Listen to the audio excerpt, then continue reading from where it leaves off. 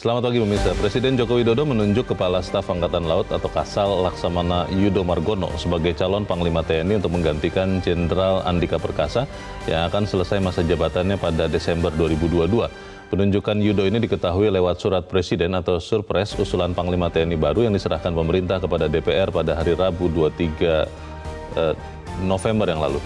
Selanjutnya dalam waktu dekat, Yudo akan menjalani fit and proper test di hadapan anggota Komisi 1 DPR. Pemirsa, inilah editorial Media Indonesia di seri ini Kamis 1 Desember 2022 dengan tema Tugas Berat Panglima TNI bersama saya Leonard Samosir.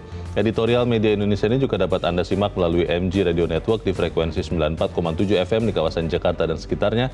Para pendengar dan Anda semua bisa ikut menyatakan pendapat Anda dengan menelepon nomor 021 583 99100. Dan pemirsa, pagi ini telah hadir bersama saya anggota Dewan Redaksi Media Group Abdul Kohar. Mas Kohar, selamat pagi. Selamat pagi, Leo. Sehat-sehat, Mas? Sehat, alhamdulillah. Senang dengan penunjukan seorang calon Panglima TNI ini? Ya pasti karena ini bagian dari rotasi ya. Bagian dari rotasi, pergiliran. Ya meskipun nanti masa tugasnya cukup singkat, tetapi itu bukan alasan untuk tidak melakukan profesionalisme TNI. Sebelum kita bahas itu lebih jauh, Mas Kohar dan pemirsa, kita lihat dulu ada beberapa berita yang diperhatikan Media Indonesia. Yang pertama, ini adalah headline Media Indonesia untuk hari ini. Hasil dari Rapat Koordinasi Nasional Investasi, Jokowi kembali tegur kepala daerah karena serapan tetap rendah. Ini maksudnya serapan anggaran ya? Serapan anggaran. Ini sebetulnya saya terus terang belum tahu ini Mas Kohar. Yang membuat serapan rendah itu karena memang susah untuk menyerapnya, memang resikonya besar kalau kemudian digulirkan di tengah kondisi yang tidak pasti ini, atau memang pemerintah daerah yang lebih suka mendapatkan bunga dari bank itu lebih aman daripada kemudian mengambil resiko mengucurkannya dalam beberapa proyek pembangunan. Bagaimana? Kalau menurut beberapa kepala daerah yang dikutip di Media Indonesia ini, mereka rata-rata memiliki perjanjian dengan pihak pengampu proyek itu sampai akhir Desember. Nah, biasanya pembayaran atas proyek-proyek infrastruktur dan sebagainya baru dirapel di akhir tahun.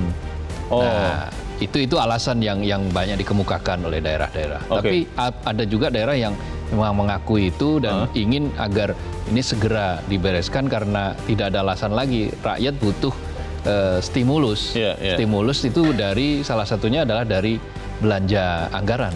Nah, kalau belanja pemerintah apakah pusat maupun daerah tersendat, ya bayangin sampai bulan November saja masih ada 278 triliun ya, yang belum terserap, lebih tinggi daripada tahun lalu yang 221 triliun. Gitu.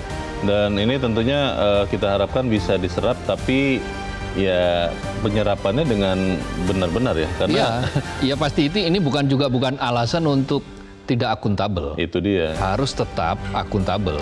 Ya, di tengah situasi apapun kan mereka sudah punya toolsnya, punya cara bagaimana untuk membuat anggaran itu akuntabel.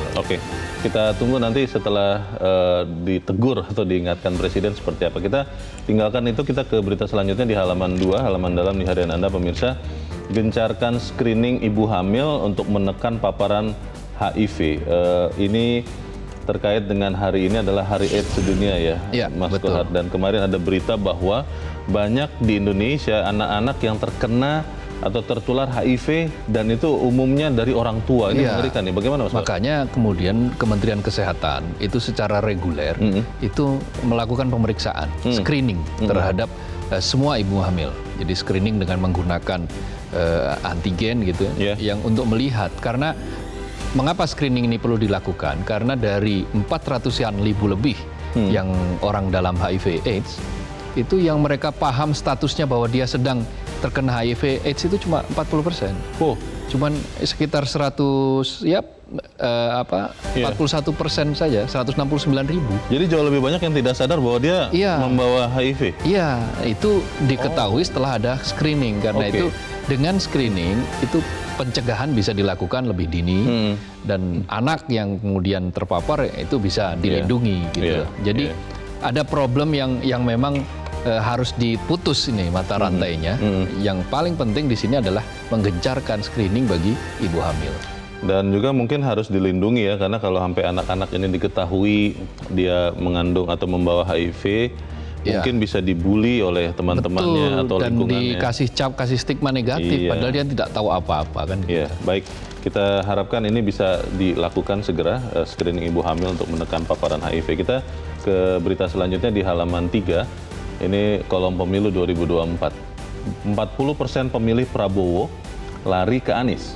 Ya. Ini dapat informasi atau pengetahuan ini dari mana nih Mas Kor? Dari lembaga survei, statement dari lembaga survei Indonesia, LSI, direkturnya Jayadi Hanan yang dari beberapa simulasi menunjukkan bahwa ada penguatan atau penaikan atau kenaikan elektabilitas dari Anies Baswedan, terutama sejak dideklarasikan menjadi calon presiden oleh Partai Nasdem. Oke. Nah, itu dua-duanya berdasarkan sejumlah survei mengalami peningkatan, baik Anies maupun Partai Nasdem itu sendiri. Nah, yang uniknya kan ketika ditanya LSI mengatakan bahwa ada sekira 40%. 60% masih pemilih Prabowo tetap setia, 40% mulai pindah. Itu dalam kondisi survei saat ini ya. Survei yang digelar di bulan November ini. Maka ya tentu saja kita masih harus menanti bagaimana peta politik ini ke depan, karena ya menjelang pemilu sudah mulai sedikit menghangat. Ya. Itu tidak masalah. Demokrasi itu seperti itu wajar. Itu biasa saja kok. Dan menarik juga di dalam berita ini di bagian akhirnya dikatakan bahwa Presiden Joko Widodo terlihat menunjukkan sinyal dukungan kepada Prabowo atau Gubernur Jawa Tengah Ganjar Pranowo. Dan kita pikir mungkin akan juga diberikan dukungan kepada yang lain ya, kepada kandidat yang lain. Ya, mestinya begitu kalau ingin dalam posisi netral ya. Dalam posisi netral mestinya juga semua siapapun kandidat itu layak untuk mendapatkan apresiasi, layak untuk didukung ya, bahwa nanti preferensi sejatinya ya ketika di bilik suara. Betul. Nah, ketika di saat-saat seperti ini di lain hari menyatakan mendukung Prabowo, di lain hari memberikan sinyal-sinyal berambut putih, keningnya berkerut dan sebagainya. Nah, nanti tidak mungkin suatu saat akan menyebut nama Anies Baswedan. Soalnya saya juga sedikit mulai agak gede rasa itu Mas Kohar waktu dibilang berambut putih begitu. Cuman dahi saya agak kurang berkerut memang, jadi mungkin nggak cocok ya. Tapi ya sudah, kita tinggalkan dulu berita itu. Tadi Mas Kohar sudah katakan bahwa menghangati situasi menjadi salah satu tugas dari TNI. Ini adalah editorial kita pagi ini pemirsa, tugas berat Panglima TNI yang akan segera berganti kepada Panglima yang baru. Dan Mas Kohar tadi sudah sempat mengatakan bahwa kalau nanti terpilih sebagai Panglima yang baru, Laksamana Yudho Margono waktunya tidak lama. Maksudnya mau pensiun atau bagaimana? 1 tahun. 1 tahun? Ya, 1 tahun pensiun. Nanti sekarang usia Laksamana Yudho Yudho Margono kan 57. Nah, artinya setahun lagi, persis setahun akhir tahun nanti 2023 itu pensiun, memasuki masa pensiun. Jadi meskipun masa tugasnya katakanlah singkat, hanya 12 bulan, itu bukan menjadi alasan tadi untuk kita tidak punya optimisme tentang TNI. Jadi profesionalitas TNI tetap harus digenjot.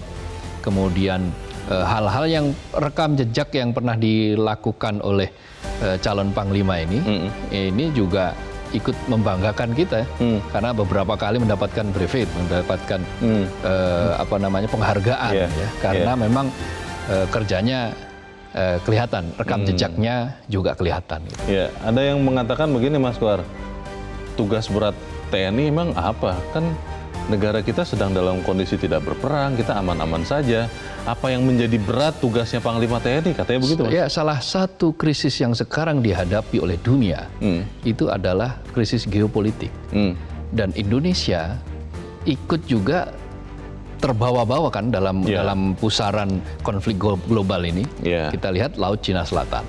Itu menjadi wilayah yang sering terjadi sengketa.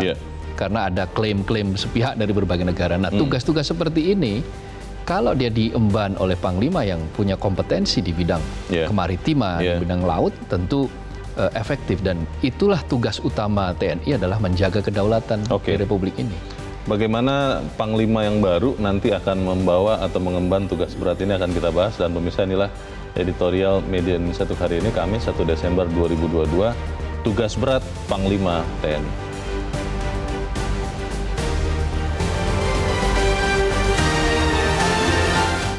Tugas berat Panglima TNI.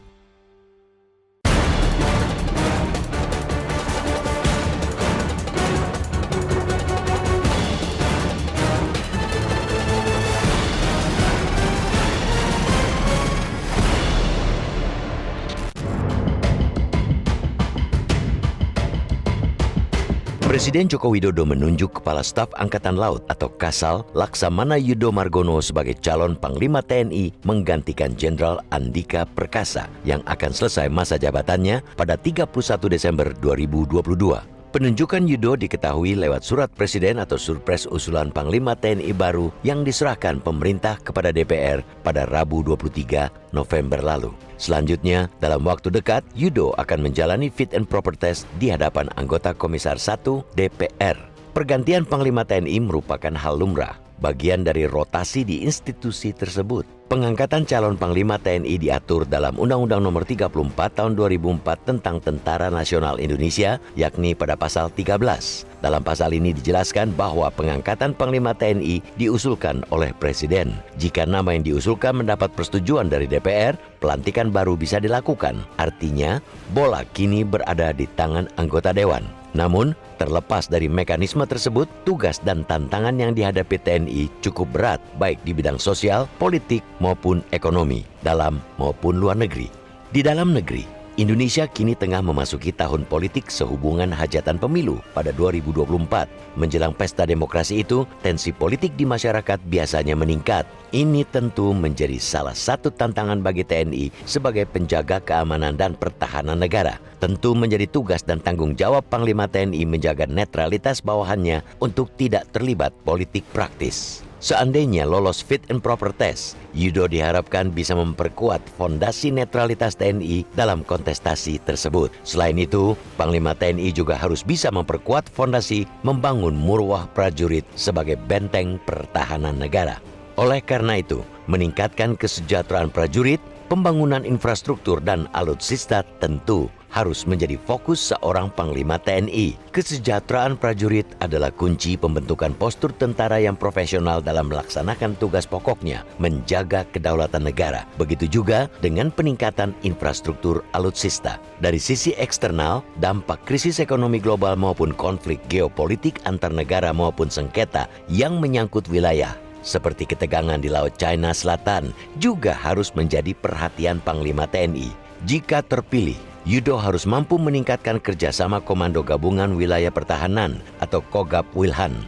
Penguatan Kogab Wilhan menjadi penting mengingat terus meningkatnya dinamika di kawasan Laut China Selatan dan Asia Timur. Sebagai mantan Panglima Kogab Wilhan I, Yudo sedikit banyak tentu memahami tantangan yang dihadapi Komando Utama Operasi TNI. Begitu juga dalam menyikapi konflik yang terjadi di dalam negeri seperti di Papua yang butuh kearifan, kehati-hatian, dan juga ketegasan dari Panglima TNI. Selain itu, peran TNI dalam mengatasi dampak ekonomi global juga sangat dibutuhkan. Ini juga menjadi tantangan bagi Panglima TNI, bagaimana menyiapkan strategi yang sistematis untuk menghadapi dan mengantisipasi dampak krisis ini bersama elemen masyarakat atau institusi lainnya. Untuk menghadapi dampak gejolak inflasi di daerah, misalnya, TNI juga mesti ikut berperan dalam menjaga stabilitas, baik ekonomi, sosial, maupun politik. Selama ini, kiprah TNI cukup profesional. Kita tentu semua berharap TNI di bawah pimpinan Panglima yang baru kelak dapat semakin lebih profesional dan berintegritas, sehingga mampu berkontribusi bersama komponen bangsa lainnya membawa negara ini menjadi semakin kuat dan lebih baik lagi.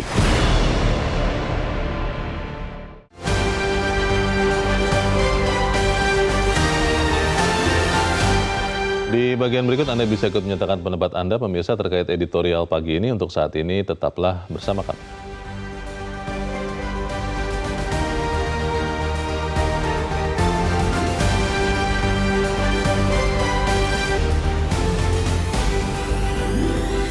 Terima kasih pemirsa, Anda masih bersama kami di Editorial Media Indonesia. Mas Kohar, kalau kita melihat di 2023 kan akan ada pendaftaran resmi calon presiden ya, ke KPU. Lalu kita lihat dalam rangkaian pemilu ini mungkin suasana akan jadi hangat. Tetapi kan yang pertama-tama harus mengamankan dalam tanda petik, memastikan ketertiban, kan bukan TNI sebetulnya, Polri.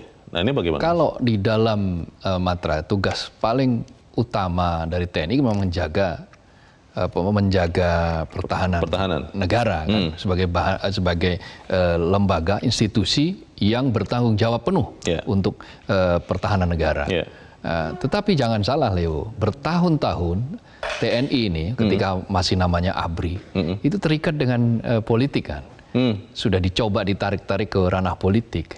Dan godaan semacam itu ternyata juga masih tetap terjadi setelah reformasi, setelah ada undang-undang TNI. Meskipun tentu tidak sevulgar atau tidak seblak-blakan sebagaimana sebelumnya. Zaman Orde Baru ya? Zaman Orde Baru. Nah sekarang dalam situasi seperti itu meletakkan pondasi netralitas itu sangat-sangat penting.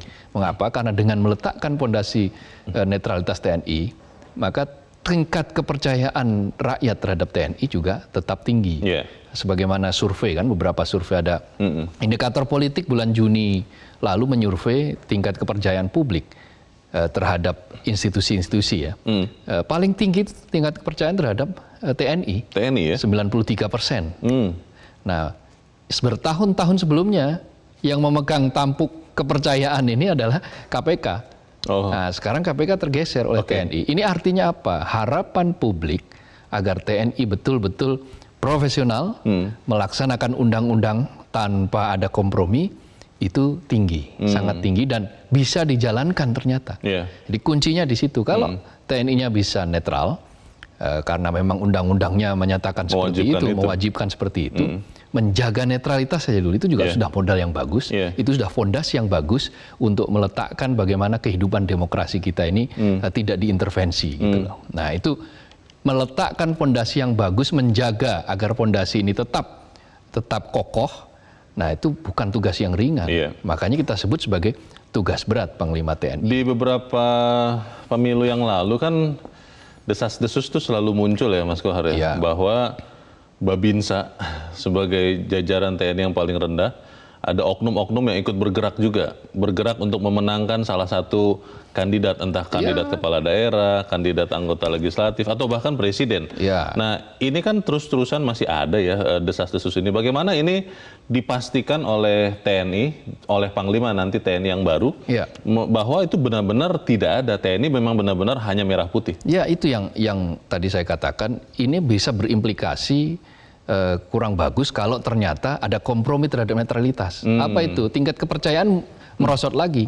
Kenapa tingkat kepercayaan publik sangat tinggi? Karena dalam beberapa waktu terakhir, Panglima TNI Andika Perkasa berhasil menjaga netralitas itu. Berhasil menjaga netralitas itu. Dan ketika netralitas itu betul-betul dijaga, yang terjadi kemudian tingkat kepercayaannya meningkat. Karena tugas TNI masih sangat banyak. Seperti tadi saya katakan, kita berhadapan dengan situasi geopolitik yang sekarang tidak menentu. Serangan-serangan yang menurut berbagai analisis itu muncul, serangan cyber dan seterusnya. Itu juga menjadi tugas yang tidak mudah bagi TNI untuk menjaga Republik ini. Perang modern tuh ya? Perang modern. Nah, apalagi ancaman-ancaman. Ada indoktrinasi anak-anak melalui media sosial. Anak-anak sudah diindoktrinasi tentang kamu harus berjihad, kamu bisa mati dengan tersenyum. Paham-paham radikal itu. Paham-paham radikal itu. Itu sesuatu yang berpotensi, sangat berpotensi untuk merongrong negara kita. Pancasila dirongrong, kemudian lambang-lambang yang lain juga dilecehkan, dirongrong. Yang pada gilirannya nanti ada pecah belah. Nah pada situasi seperti ini TNI ada di garda terdepan karena dia memiliki kepercayaan yang tinggi. Baik, pertanyaannya Mas Kohar, tarikan atau iming-iming uang itu kan sangat kuat ya. Bukan hanya TNI, sipil apalagi begitu ya. Tapi TNI pun juga kan terus-terusan ditarik dengan uang sebetulnya. Ketika diminta untuk membantu dalam tanda petik kandidat tertentu, membantu partai tertentu dengan kewenangan-kewenangannya, tentunya oknum ini kan bergerak atas motivasi biasanya adalah uang. Nah, bagaimana kemudian Panglima TNI bisa menjamin bahwa anak buahnya semuanya itu steril dari itu? Kan logikanya harusnya gajinya cukup, kesejahteraannya bagus. Betul. Tapi apakah sudah seperti itu sekarang? Ya sekarang sedang gagaskan bagaimana tugas utama juga Panglima TNI adalah menyejahterakan prajurit tentu saja. Karena dari situ akan bermuara. Kalau hanya menegakkan disiplin tetapi ternyata prajuritnya tidak sejahtera, ada orang yang siap untuk membeli kesejahteraan. Anaknya masih susah sekolah misalnya. Iya betul. Ketika ada orang yang ingin membeli atau institusi lah yang ingin membeli suara dengan cara iming-iming uang, ya ada potensi-potensi itu masih sangat besar. Betul. Apalagi TNI punya pengaruh yang kuat. Apalagi ya tadi itu TNI itu karena tingkat kepercayaan publiknya tinggi, 93%, maka dia dianggap institusi yang bisa mengatrol elektoral. Elektoral dari kandidat lah ya. Jadi, bisa kandidat, bisa institusi partai politik. Sangat menarik untuk dipakai begitu ya. Betul. Untuk dikendarai begitu. Betul, maka berbagai iming-iming pasti akan disodorkan oleh siapapun. Tetapi justru di sini rekam jejak dari Yudo Margono cukup bisa diuji bagaimana dia mendisiplinkan anggota TNI Angkatan Laut. Itu semua bisa dilakukan dan tinggal diambil over lagi ke TNI, menuju TNI yang betul-betul profesional. Mas Kohar dan pemirsa, kita coba bergabung dulu. Saat ini kita coba bertanya kepada pengamat militer yang sudah tersambung lewat saluran telepon, Al-Araf. Mas Al-Araf, selamat pagi.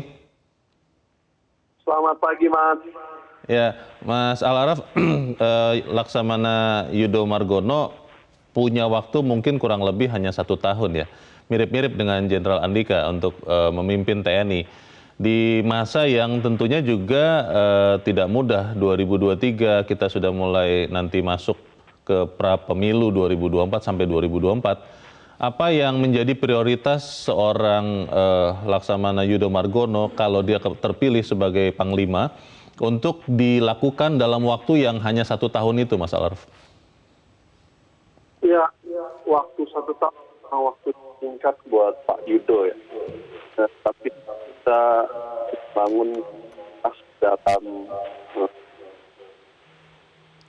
menurut saya hal yang pertama penting perhatikan adalah tahun 2023 pemilu, hingga Pak Yudo harus turut prajurit TNI politik praktis itu. Kalau ada tarik praktis yang mencoba merasa itu pengalaman-pengalaman yang terjadi 2004, 2014. Nah ini harus untuk memastikan di 2023 agar tidak ada TNI karena itu melanggar undang-undang TNI. Dan saat ini kan fungsi TNI dan saya rasa itu sudah tidak perlu ada lagi upaya untuk menarik TNI ke dalam politik praktis. Nah, itu tantangan. Satu lagi, Mas Araf, kalau kita lihat kan ketika perang Rusia-Ukraina pecah itu semuanya kaget. Sudah memperkirakan tapi tidak mengira bahwa ternyata benar-benar ada perang. Rusia memang benar-benar datang ke Ukraina. Dan sekarang di dekat kita ini kan ada ancaman di Laut Cina Selatan. 2 kekuatan besar, Amerika Serikat, Tiongkok juga terlibat di situ. Apa yang harus dilakukan seorang Panglima TNI yang baru, Laksamana Yudo Margono kalau nanti terpilih, untuk memastikan bahwa kepentingan Indonesia juga diamankan di dalam konflik wilayah itu? Ya, secara geopolitik memang terkait dengan konflik ya, dan juga konflik kesehatan yang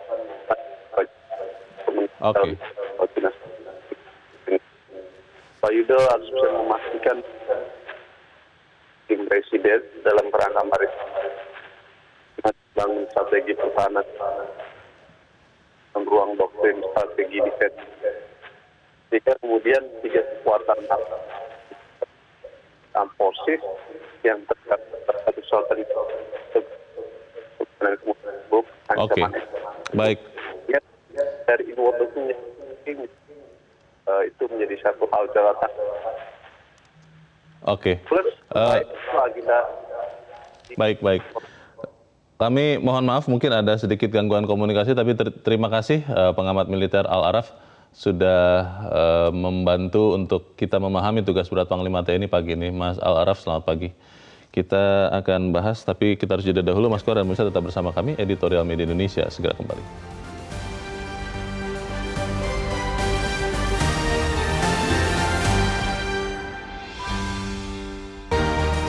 Media Indonesia mengajak Anda untuk mengakses fitur premium e-paper. Dengan sajian konten berbasis intelektual dan meneguhkan kebangsaan, Media Indonesia tampil dengan lebih dinamis melalui e-paper Media Indonesia yang dapat Anda akses kapan saja, di mana saja. Caranya mudah, download aplikasi Media Indonesia di Android atau ketik link e-paper.mediaindonesia.com atau bisa scan QR code pada layar kaca Anda. Klik tab e-paper di bagian samping layar tablet Anda, daftarkan data diri, serta pilih paket berlangganan e-paper Media Indonesia sesuai dengan kebutuhan Anda. Nikmati juga bonus spesial tambahan 4 halaman rubrik fokus setiap hari. Semua bisa Anda dapatkan hanya di e-paper Media Indonesia. Untuk informasi lebih lanjut, hubungi customer service di nomor 0811 1201 2018 atau kunjungi media sosial @mediaindonesia. Media Indonesia, referensi bangsa. Terima kasih Anda masih bersama kami di Editorial Media Indonesia. Mas Koar tadi walaupun ada gangguan komunikasi, tapi kurang lebih Mas Al-Araf mengatakan bahwa seorang Laksamana Yudo Margono dipercaya bisa menjaga netralitas, lalu juga untuk menghadapi potensi konflik geopolitik di Laut Cina Selatan, juga dipercaya bisa. Bagaimana? Karena sudah punya jejak. Jadi ketika menjadi Panglima Komando Wilayah Pertahanan Laut ya di Pangkogap Wilayah 1, itu dia sangat tegas. Berkali-kali melakukan, aparatnya diminta untuk melakukan tindakan patroli, lalu tindakan untuk mengusir kapal-kapal yang melewati batas. Yang pernah beberapa kali berhadapan-hadapan itu ya? Yang disuruh mundur ya? Betul. Itu adalah salah satu jejak yang tidak mungkin dipungkiri. Karena dari situlah ketahuan bahwa akhirnya laut kita relatif aman. Dan itu bukan pencitraan itu ya? Bukan pencitraan, karena memang tugasnya seperti itu. Lalu yang kedua, ketika ada beberapa WNI yang harus pulang dari pekerja migran ya, mereka terkena COVID, takut terkena COVID, dan kemudian ditampung kan di kapal. Nah itu juga bagian dari ketika dipimpin oleh Laksamana Yudo Margono. Dan waktu itu tuh inisiatif atau perintah itu sebetulnya?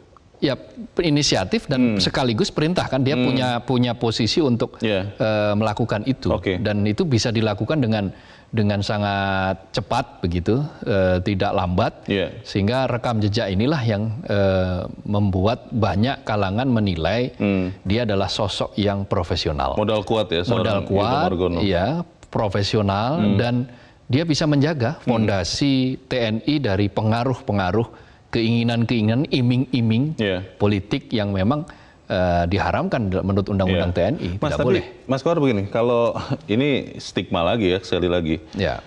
Hubungan antar matra itu dulu sering disebut bahwa TNI itu hanya Angkatan Darat, katanya. Sehingga makanya ketika pemimpin panglimanya adalah Angkatan Darat, itu TNI. Tapi ketika bukan Angkatan Darat, nah ini ada masalah lagi soal hubungan antar matra, soal kepatuhan kepada pimpinan. Nah ini bagaimana? Iya kan begini, undang-undang sajalah, patokannya pada undang-undang. TNI sudah punya undang-undang. Di dalam pasal 13 itu ya, ayat 4 itu dinyatakan bahwa jabatan Panglima itu bisa dijabat, bisa diemban oleh para kepala staf di angkatan masing-masing. Di 3 angkatan? Di 3 angkatan. Artinya boleh, bisa, bukan wajib. Memang bukan wajib. Jadi ketika saatnya pergiliran, ternyata Angkatan Darat lagi, ya nggak soal, karena itu Presiden punya pertimbangan lah ya, pertimbangan khusus, kebutuhan sesuai dengan kebutuhan saat itu. Nah, dengan pensiunnya Jenderal Andika Perkasa, maka sekarang diusulkanlah, jadi pergiliran itu kemudian hidup lagi, sehingga ini akan, kalau sampai nanti terpilih, akan menjadi Panglima dari Angkatan Laut yang ketiga. Kita mau mendengarkan juga Mas Koar pendapat dari pemirsa Metro TV. Kita sudah terhubung dengan pemirsa Metro TV di Batam, Kepulauan Riau. Ada Pak John Veto. Pak John, selamat pagi. Selamat pagi Bung Leo, selamat pagi Mas Abdul Kohar ya. Selamat pagi, sehat Pak John. selalu. Salam sehat. Bagaimana Pak John, tugas berat Panglima TNI Anda melihatnya seperti apa? Kalau saya sangat apresiasi apa yang dilakukan Presiden ya di calon tunggal ini. Karena Pak, kalau sosok Pak Yudo Margono nih, ya kemarin tuh yang waktu Pak Andika itu kan agak ada juga agak tinggi juga soalnya kan dia kan apanya. Tapi beliau sabar aja. Agaknya ya alhamdulillah ya dapat juga dia calon tunggal sekarang nih. Tapi begini, Pak Yudo ini kan udah teruji, kata Bang Abdul Kohar tadi itu betul. Kok pilihan satu itu kan dia pernah. Dan lagi banyak tantangan gitu dulu. Dan jadi kami di Kepri ini kan Natuna perbatasan sama beberapa negara apa itu. Yang paling apa itu diuntungkan ini lihat Pak Kepri. Kenapa? Sesuai dengan semboyan Angkatan Laut. Jelas Sepaja Mahe di seluruh laut kita jaya. Ya Pak Yudo Margono ini sangat tepat. Walaupun 1 tahun. Dan lagi betul juga kata Bung Kohar tadi. Ini tahun politik. Tendensiusnya agak tinggi. Tapi mudah-mudahan seorang jenderal Laksamana Yudo Margono akan mampu itu. Karena dia udah ada apanya dengan Bapak Panglima kita yang sekarang nih. Ya, kita udah menengok waktu dia di sebagai Panglima Angkatan Laut. Dia udah menampakkan bahwa beliau itu mampu. Mudah-mudahan ini ya lancar-lancar aja. Ya, kami dari Kepri mengucapkan duluan kami mengucapkan selamat kepada Pak Yudo Margono sebagai Panglima TNI itu aja. Terima kasih. Terima kasih Pak John Veto di Batam, Kepulauan Riau untuk pendapat Anda Pak. Selamat pagi. Di belakang Pak John ada Ibu Indra di Cirebon, Jawa Barat. Ibu Indra, selamat pagi. Selamat pagi Bung Leonard Samosir dan Bung Abdul Kohar. Assalamualaikum warahmatullahi wabarakatuh. Metro TV. Waalaikumsalam warahmatullahi wabarakatuh. Silakan Bu Indra, pendapat Ibu. Ya, Bung Leo, bukankah setiap manusia juga punya tugas berat di dalam kehidupan ini? Nah, tapi konon makin tinggi pohon, makin kuat angin menerpa. Nah, tadi dalam editorial sudah dipaparkan tugas menumpuk yang harus diselesaikan sambil menghadapi angin-angin yang menerpa ini. Semoga berhasil. Ada pertanyaan, mengapa calon yang diusulkan Presiden itu hanya seorang? Semoga ini bukan berarti minimnya TNI yang kalau nggak lulus fit and property, bagaimana? Nah, tapi kami punya harapan dan doa. Semoga Bapak Yudo Margono ini dapat menyelesaikan tugas berat ini dengan indah. Setidaknya sudah ada rekam jejak di Angkatan Laut dan sebagai Panglima TNI, semoga paling tidak sedikitnya mencontoh Andika Perkasa supaya warga negara Kesatuan Republik Indonesia ini merasa aman, tentram, hidup di bumi pertiwi yang indah ini. Terima kasih. Assalamualaikum warahmatullahi wabarakatuh. Waalaikumsalam warahmatullahi wabarakatuh. Terima kasih Ibu Indra di Cirebon, Jawa Barat untuk pendapat Ibu. Di belakang Bu Indra ada Pak Sukarwan di Temanggung, Jawa Tengah. Pak Sukarwan, selamat pagi. Ya, selamat pagi Bung Leo, selamat pagi Metro. Selamat pagi Pak. Silakan Pak Sukarwan, pendapat Anda Pak. Saya singkat saja ada beberapa hal. Pertama, apresiasilah buat Pak Yudo Margono. Artinya Panglima TNI itu tidak monopoli angkatan darat, jadi semua angkatan bisa. Yang penting kan keprofesionalnya. Yang kedua, ini tugas berat itu sebenarnya hal-hal sepele ya. Saya dari sepele yang sebenarnya bagi seorang TN Panglima itu tinggal komentar saja, perintah saja.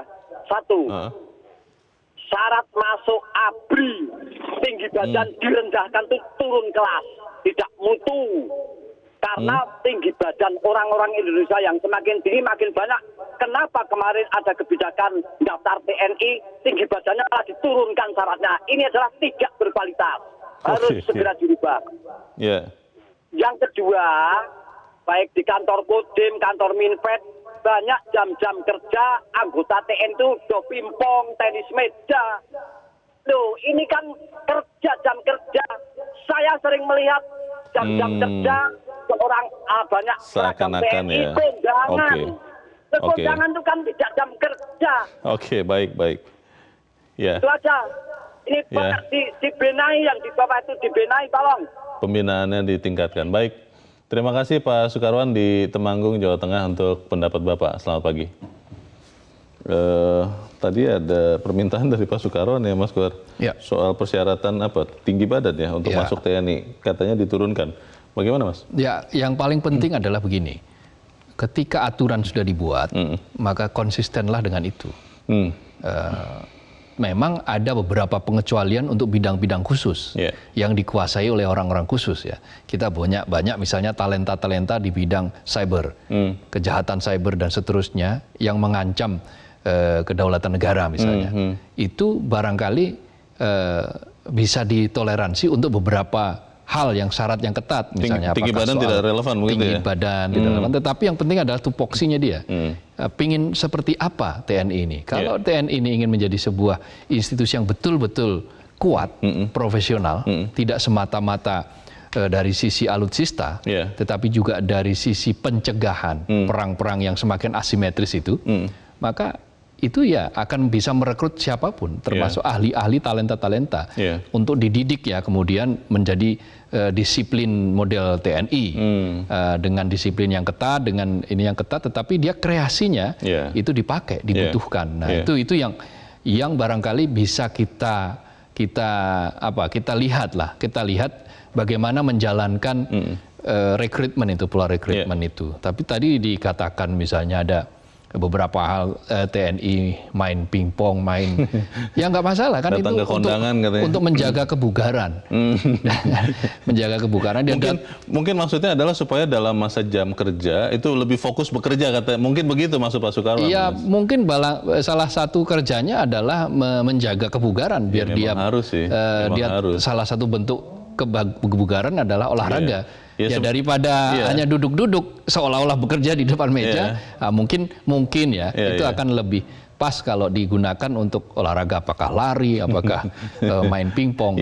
Yang nggak boleh itu kan ya misalnya ada tentara masih suka oknum ya, misalnya ada masih suka dulu jaga bioskop, mengerjakan hal-hal lain, tugas betul, yang kemudian di situ dihadap-hadapkan dengan masyarakat, misalnya dipinjam oleh orang yang punya duit lalu dibayar dengan honor yang tinggi, digunakan dalam tanda kutip untuk menakut-nakuti orang yang berpotensi untuk menjadi katakanlah lawan dari institusi tersebut misalnya. Jangan mau atau tidak boleh jadi backing begitu ya. Betul, backing itu sudah masa lampau.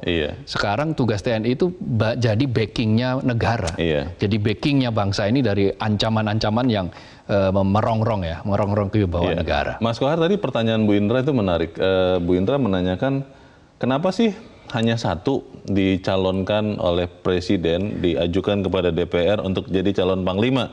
Jangan kemudian itu artinya adalah tidak ada yang lain yang kemudian bisa juga dicalonkan. Ini bagaimana nih? Ya tafsir bisa saja, tetapi kan ini prerogatifnya Presiden. Kembali lagi ya. Kembali lagi ke soal prerogatif Presiden. Dan ini sudah melalui proses yang pasti panjang ya, dan berliku dan sudah diamati tentu saja, dan satu atau dua tentu itu bukan persoalan. Barangkali salah satu alasannya ialah untuk menjaga keutuhan TNI. Jangan kemudian orang disodorkan dua-duanya lalu kemudian ada residu, potensi residu yang akan terjadi. Salah satu pasti tidak terpilih kan? Betul, salah satu yang tidak terpilih katakanlah kurang legowo misalnya. Itu sesuatu yang mungkin itu diambil menjadi sebuah keputusan. Kita harus jeda lagi Mas Kohar, dan kita akan lanjutkan selepas jeda. Pemirsa tetap bersama kami, Editorial Media Indonesia segera kembali.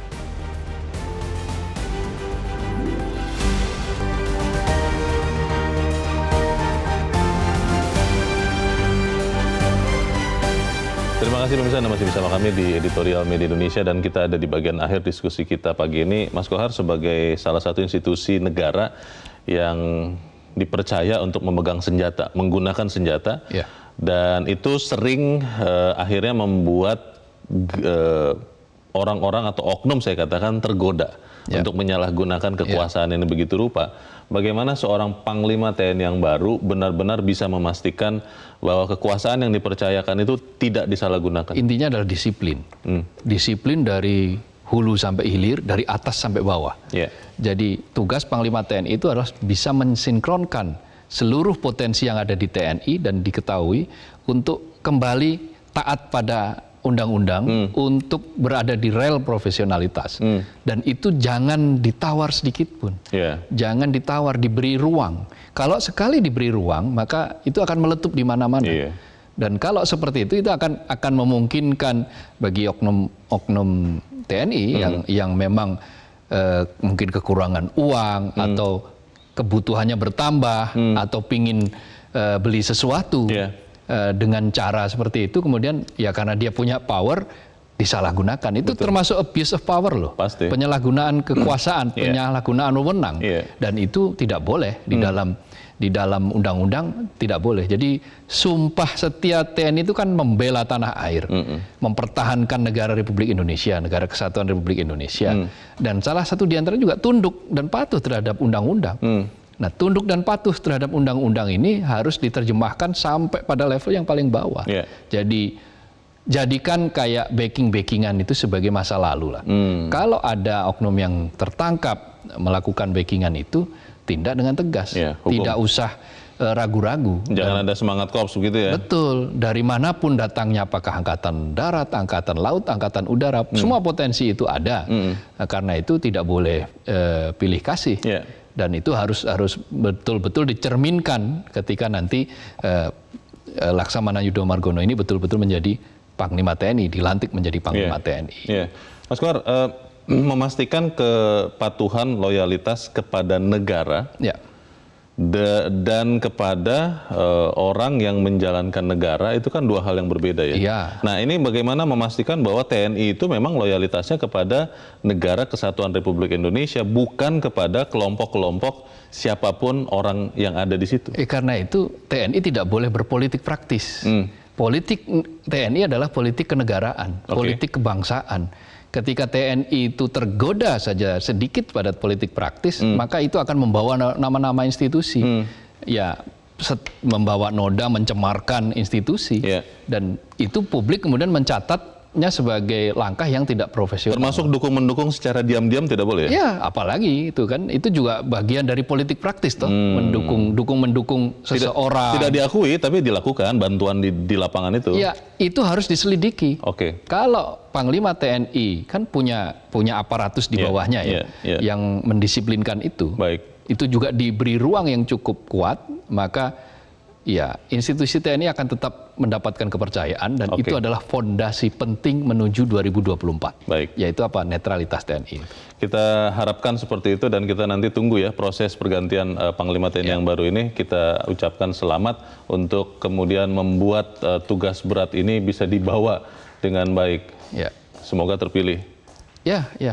Biar tidak terlalu berlarut-larut kan. Itu dia. Kita berterima kasih Mas Abdul Kohar sudah hadir di tempat ini. Selamat pagi. Selamat pagi, Leo. Pemirsa, selama ini kiprah TNI cukup profesional. Kita tentu semua berharap TNI di bawah pimpinan Panglima yang baru nanti dapat semakin lebih profesional dan berintegritas, sehingga mampu berkontribusi bersama komponen bangsa yang lain untuk membawa Indonesia menjadi semakin kuat dan lebih baik lagi. Saya Leonard Samusi, berterima kasih Anda sudah menyimak editorial Media Indonesia 1 pagi ini. Tetap jaga kesehatan Anda. Selamat pagi. Sampai jumpa.